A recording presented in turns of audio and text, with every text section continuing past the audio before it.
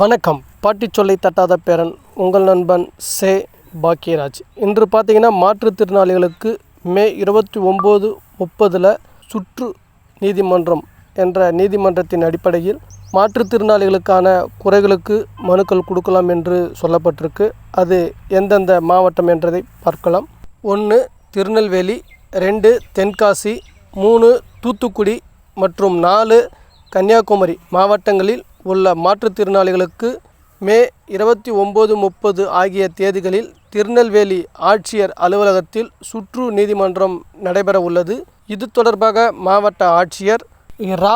சுகுமார் அவர்கள் வெளியிட்டுள்ள செய்திக்குறிப்பில், மாற்றுத்திறனாளிகளிடமிருந்து முன்கூட்டியே பெறப்படும் மனுக்கள் குறித்து விசாரணை மேற்கொள்ளப்படும். கல்வி, வேலைவாய்ப்பு, அரசு சேவைகளில் சம வாய்ப்பு மறுத்தல், மோசடி, வன்முறை, சுரண்டல் போன்ற இன்னல்களில் பாதிப்பு, பொருளாதார பிரச்சனையால் வழக்கறிஞர் உதவியை நாடுதல் போன்ற விஷயங்களுக்கு புகார் மனு அளிக்கலாம். இதுபோன்று பின்வரும் காலங்களில் அனைத்து மாவட்டங்களிலும் நடைபெறும் என்பதை தெரிவித்துக் கொள்கிறேன்.